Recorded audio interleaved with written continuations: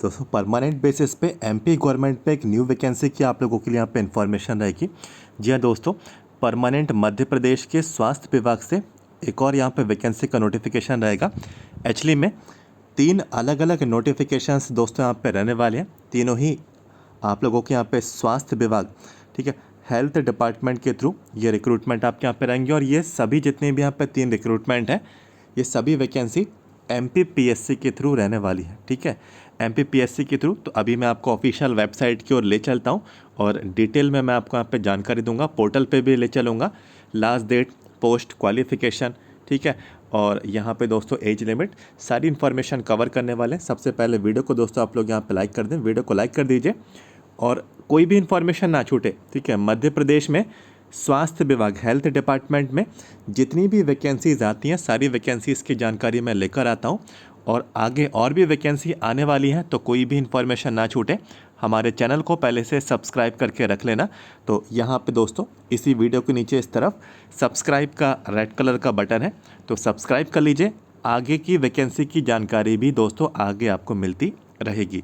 चलिए दोस्तों, हम लोग यहाँ पे बढ़ेंगे इन्फॉर्मेशन की। और जैसे कि मैंने बोला कि एमपीपीएससी की तरफ से ये आप लोगों की यहाँ पे वैकेंसी आई है। तो आपको मालूम है कि एमपीपीएससी मध्य प्रदेश लोक सेवा आयोग, देखिए मध्य प्रदेश लोक सेवा आयोग, ठीक है, Madhya Pradesh public service commission, ये देखिए इसकी ऑफिशियल वेबसाइट ओपन हो गई। यहाँ पे देखिए कहाँ पे आना होगा, थोड़ा नीचे स्क्रॉल करेंगे आप लोग यहाँ पे, तो यहाँ पे देखिए लिखा है अप्लाई ऑनलाइन। ठीक है, तो इस पर क्लिक कर देते हैं। जैसे इस पे दोस्तों मैंने यहाँ पे क्लिक किया, नेक्स्ट यहाँ पे जो पेज यहाँ पे जो आया, तो यहाँ पे कोई भी लिंक दी है। ठीक है, तो किसी भी लिंक पे यहाँ पे मैं क्लिक कर देता हूँ। सपोज़ मैं ये वाली लिंक पे क्लिक करता हूँ, तो देखिए ये आपका ऑनलाइन पेज, ठीक है, जितने भी फॉर्म रनिंग है एमपीपीएससी में, तो ये आपका ऑनलाइन पेज, यहाँ पे आपको सभी पोस्ट की इन्फॉर्मेशन मिल जाएगी। मैं आपको यहाँ पे जो 3 नोटिफिकेशन की बात कर रहा हूँ, जो कि मध्य प्रदेश के स्वास्थ्य विभाग के रिगार्डिंग है, देखिए यहाँ पे लिखा हुआ है होम्योपैथी मेडिकल ऑफिसर, ठीक है, जो कि आयुष विभाग। तो यहाँ पे दोस्तों होम्योपैथी चिकित्सा अधिकारी का ये फॉर्म दोस्तों आपका रनिंग है। एप्लीकेशन फॉर्म 15 मई इसकी लास्ट डेट दोस्तों आपके यहाँ पे रहेगी। तो ये फॉर्म स्टार्ट हो चुके हैं, 15 मई आवेदन करने की लास्ट डेट है। ठीक है, इसका एडवर्टाइजमेंट, ठीक है, यहाँ पे आपको इसके भर्ती के विज्ञापन आपको दे दिए गए। तो ये होम्योपैथी वाला है, ये पहला हुआ। इसी के नीचे देखिए लिखा है आयुर्वेद मेडिकल ऑफिसर, ठीक है, आयुष विभाग। ठीक है, और इसकी भी लास्ट डेट 15 मई है। यहाँ पे दोस्तों देखिए इसके नोटिफिकेशन आपको यहाँ पे दिए जा रहे हैं। तो नोटिफिकेशन में सारी जानकारी आपको मिल जाएगी। इसी के नीचे देखिए, ये तो हमारा सेकंड नंबर का हो गया। ठीक है, अब इसी के नीचे आइए थर्ड नंबर का, तो यहाँ पे देखेंगे, ठीक है, यूनानी मेडिकल ऑफिसर। तो यूनानी आयुष विभाग में चिकित्सा अधिकारी की पोस्ट है। इसकी भी लास्ट डेट दोस्तों 15 मई आपकी रहने वाली है। नोटिफिकेशन सामने ही आप लोग अपनी स्क्रीन पे देख सकते हैं, ये आपको भर्ती के विज्ञापन दे दिए गए। तो दोस्तों यहाँ पे यूनानी, होम्योपैथी और सबसे लास्ट में आयुर्वेद, इनमें मेडिकल ऑफिसर का एमपीपीएससी के थ्रू दोस्तों ये रिक्रूटमेंट आ चुका है। तीनों जो रिक्रूटमेंट है, ठीक है, जिनमें अलग अलग डॉक्टर्स आप लोग यहाँ पे अप्लाई करेंगे, सभी की लास्ट डेट 15 मई है। तो यहाँ पे आप लोग जैसे कि देखिए पोस्ट वाइज है डिस्ट्रीब्यूशन आपको देखना है। तो यहाँ पे जैसे कि आयुर्वेद वाला है, चलिए आयुर्वेद वाला है, ठीक है, तो आयुर्वेद वाला, चलिए हम ये नोटिफिकेशन इसका जो दिया है सबसे पहले इसको डाउनलोड कर लेते हैं।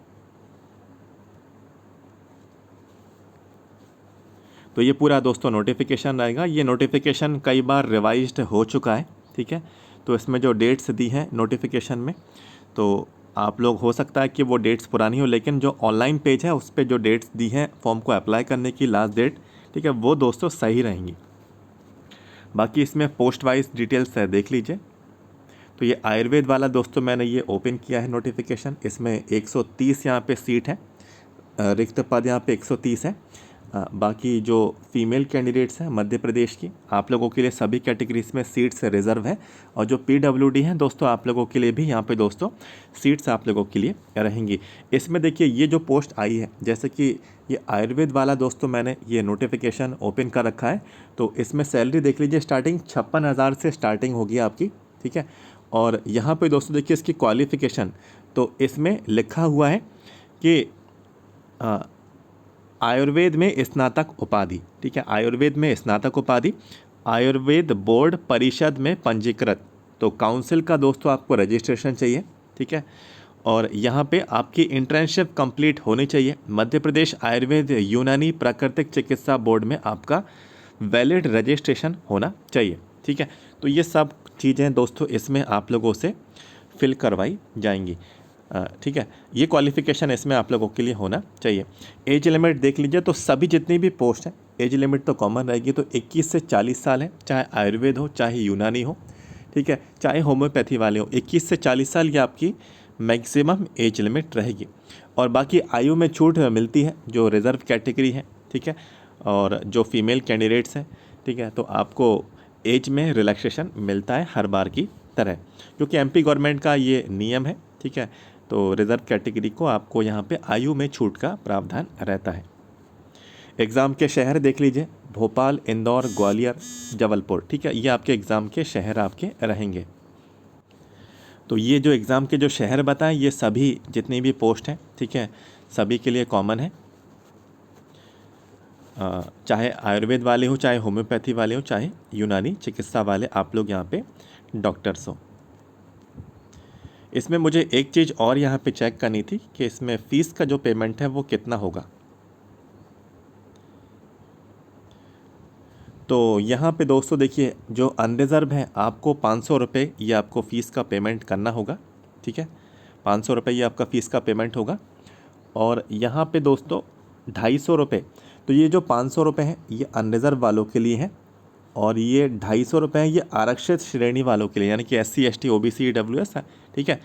तो आरक्षित लिखा है, तो जो रिज़र्व कैटेगरी है, ठीक है, आपका सर्टिफिकेट वगैरह ये सब अपलोड होता है, तो ये 250 रुपये आपका फ़ीस का पेमेंट रहेगा। और जो भी इसमें, ठीक है, GST चार्जेस हैं, तो जैसे 500 है अनरिज़र्व, तो 500 से 600 के अंतर्गत, और ये 250 है तो 250 से 300 या 350 के अंतर्गत, ठीक है, ये फॉर्म आपका अप्लाई होगा, ठीक है। तो ये आपके चार्जेस हैं, ठीक है। यहाँ पे देखिए इन्होंने यहाँ पे क्लियर कर दिया है 250 और 500, ठीक है। और ऑनलाइन आवेदन आपको करना है, बिल्कुल ऑनलाइन एप्लीकेशन फॉर्म इसमें आप लोग फिल करेंगे। और जैसे कि देखिए आयुर्वेद वाला नोटिफिकेशन मैंने आपको ओपन करके बताया, होम्योपैथी वाला भी मैं आपको यहाँ पे नोटिफिकेशन डाउनलोड करके दिखा देता हूँ। तो ये होम्योपैथी वाला ये आपका नोटिफिकेशन डाउनलोड हो गया है, ठीक है। इसमें होम्योपैथी के 34 हैं, बाकी जो महिला हैं आप लोगों के लिए अलग से रिज़र्व भी हैं, PWD हैं आप लोगों के लिए भी रिज़र्व हैं। क्वालिफ़िकेशन की बात करें तो क्वालिफ़िकेशन दोस्तों इसमें आपकी जो होम्योपैथी में स्नातक उपाधि है ये होना चाहिए, रजिस्ट्रेशन होना चाहिए, काउंसिल का इंटर्नशिप, ठीक है, इंटर्नशिप कंप्लीट हो, काउंसिल का आपका रजिस्ट्रेशन हो, तो ये कुछ आपके नियम शर्तें हैं। बाकी 21 से 40 साल उम्र रखी गई है, ठीक है। और जो भी आपके यहाँ पे दोस्तों एग्ज़ाम के शहर हैं वो भी आपको इसमें दिखा दिए गए हैं, नीचे मैं आपको दिखा देता हूँ।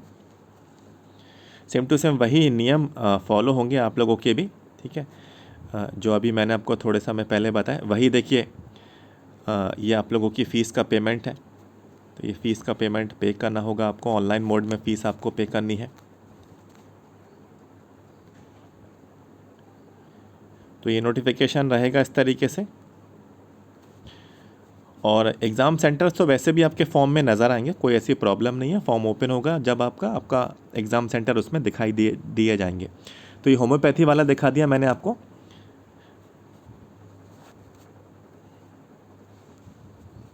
ठीक है। होम्योपैथी के बाद यहाँ पे दोस्तों जो यूनानी वाला है इसको भी मैं एक बार ओपन कर लेता हूँ, ठीक है। तो ये यूनानी वालों का है, ठीक है, ये नोटिफिकेशन।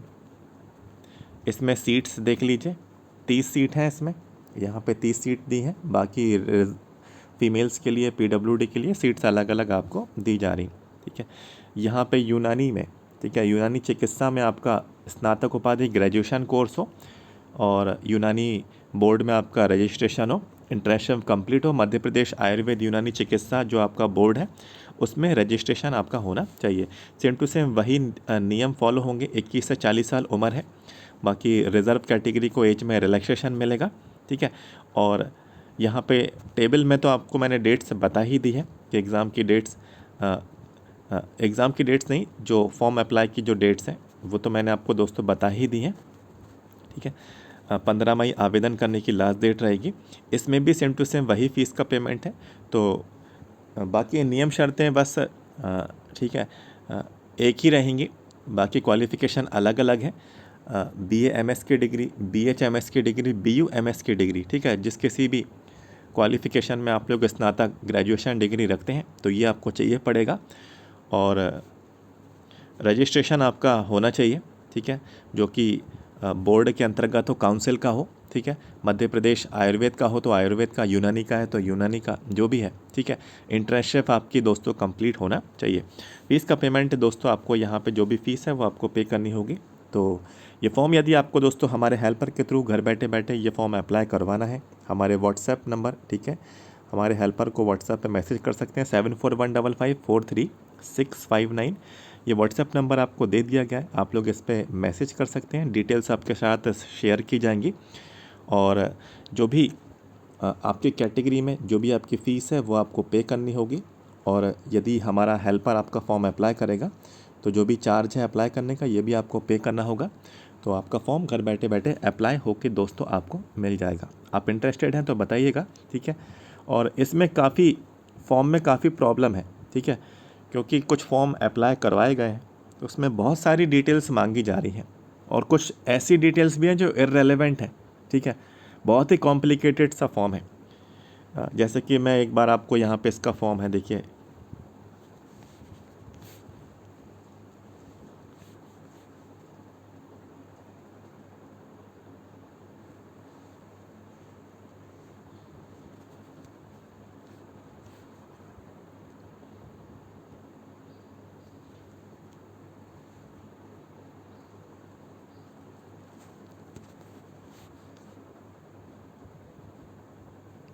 देखिए ये पूरा फॉर्म ओपन हुआ तो ये यूनानी वाले का है, ठीक है। तो सबसे पहले पूछ लेंगे कि CCI में रजिस्ट्रेशन है या नहीं, मध्य प्रदेश यूनानी काउंसिल बोर्ड में रजिस्ट्रेशन है या नहीं, ठीक है। आयुर्वेद में यूनानी बोर्ड में पंजीयन है या नहीं, और यदि पंजीयन है तो उसका क्रमांक बताइए, ठीक है, उसकी दिनांक बताइए, ठीक है। इंटर्नशिप कौन से इंस्टीट्यूट से कंप्लीट किया है, ठीक है, इंटर्नशिप कंप्लीट करने की जो दिनांक है वो बताइए।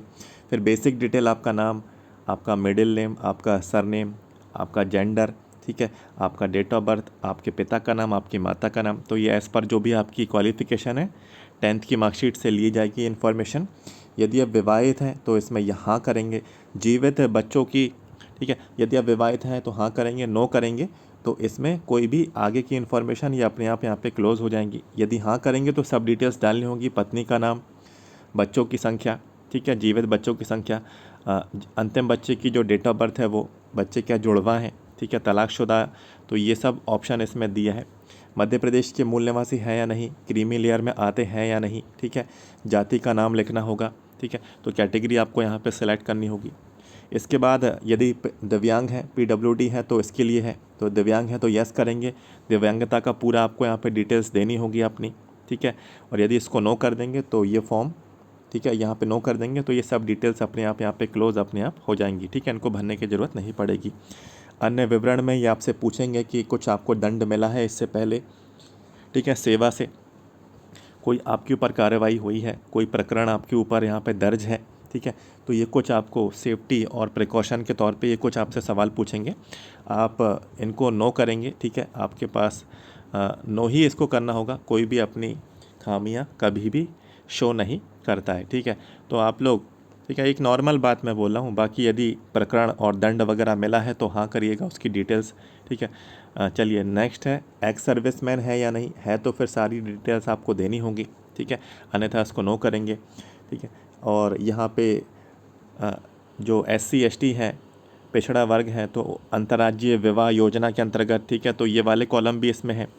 फिर इसमें 10th 12th ग्रेजुएशन, ठीक है। फिर ये पूछेंगे CGPA है या ग्रेडिंग सिस्टम है या फिर डिवीज़न सिस्टम है, कौन से विषय से हैं, पूर्णांक, प्राप्तांक, प्रतिशत, डिवीज़न, कौन से बोर्ड से है, पासिंग ईयर, ठीक है, उसका रोल नंबर या नामांकन नंबर, ये सब भरा जाएगा। कितनी सारी डिटेल्स हैं, ठीक है। और यहाँ पे सेवा का विवरण, यदि सेवा है, ठीक है, बैंक खातों की डिटेल्स भी आपसे ली जाएगी, कौन से बैंक में है, IFSC कोड क्या है, शाखा का नाम क्या है, शाखा का कोड क्या है, खाता धारक का नाम क्या है, खाता की संख्या क्या है। ठीक है, ये सब 6 डिटेल्स भरेंगे। उसके बाद आपको पासबुक का जो फ्रंट पेज है वो भी यहाँ पे अपलोड करना होगा। इसके बाद आपका जो भी एड्रेस है, जिला, ठीक है, पता, राज्य, ठीक है, तो ये सब आपको डिटेल्स फिल करनी है। ठीक है, परमानेंट एड्रेस सेम है तो ये आपको इस तरीके से इसको सेलेक्ट करना है, तो परमानेंट एड्रेस भी अपने आप कॉपी पेस्ट हो जाएगा। ठीक है, यहाँ पे आपका फ़ोटोग्राफ का जो साइज़ है 20 से 100 KB के अंतर्गत होना चाहिए। और जैसे ही यह अपलोड होगा, ठीक है, तो यहाँ पे आपको इसको चेक मार्क्स को क्लिक करना है। ठीक है, फ़ोटो के बाद यहाँ पे जो आपका सिग्नेचर है वो नीचे आएगा। ठीक है, अभी मैं आपको दिखाऊंगा। तो मोबाइल नंबर, ईमेल आईडी, फिर ये आपसे भरवाएंगे। ठीक है, यहाँ पे आपको इस पर क्लिक करना होगा, तो ये जो डिटेल्स आ रही हैं ये अपने आप यहाँ पे निकल के आ जाएंगी।